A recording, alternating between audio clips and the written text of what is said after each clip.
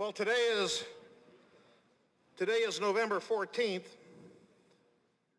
Veterans Day was November 11th.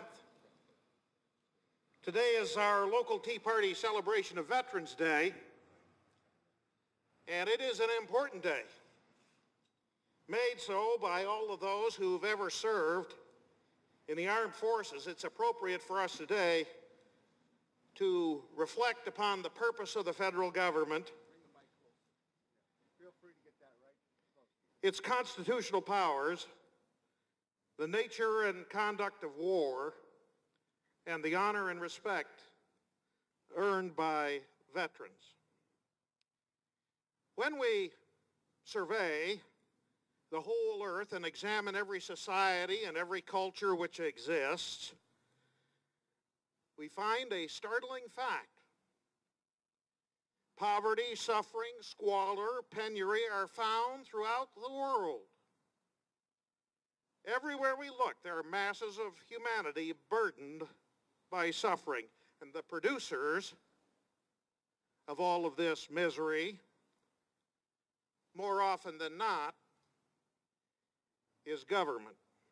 And the producers of all of this pain in the human condition are found to reside in the most local, to the highest offices in every land.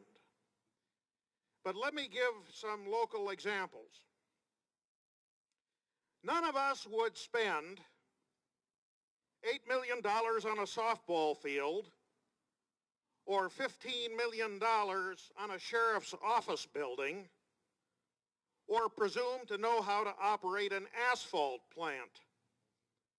But there are those in government who believe that that which none of us would do individually, we can be compelled to do corporately. And the vision of these phony public servants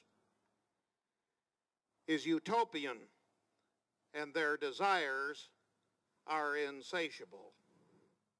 And so government becomes insensitive to human pain, to your pain. And far from becoming a benevolent shepherd, becomes instead merely a well of ignominy. From time to time, politicians have told you they feel your pain. But that is only a convenient lie. They don't feel your pain, they cause it.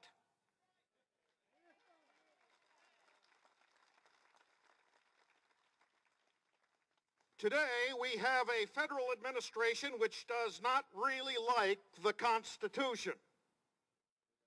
They want to change it. They want to change it to a document which enumerates the rights of the central state.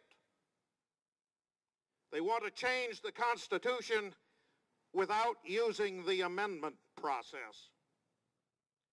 They believe equally in English common law and Sharia law, and they attach to them moral equivalence. They want to tax and regulate away your guns and your ammunition.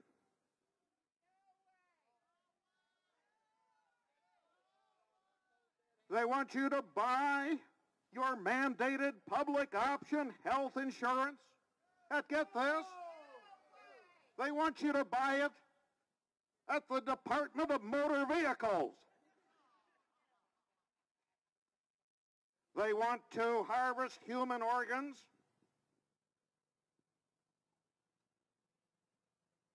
against the will of the terminally ill. They want to tax and regulate the internet. They want to bring about a localism version of the fairness doctrine and limit free speech. They're going to teach you how to live and make you like it, whether you like it or not. And all of this is quite foreign to the Constitution. Ladies and gentlemen, there are only two dominant worldviews: the Marxist, the fascist, the socialist, the tutelary fascist, the Islamo-fascist, the big government Democrat, the big government Republican, all embrace an ideology of punishment. It is the statist of any variety who sees the state as acting in loco deus, in place of God, however they define God. Their highest value and what they see as the fundamental existential truth of the universe is the punishment of man into submission. Anyone who has raised children or even trained a dog knows this observational truth, that reward works and punishment fails.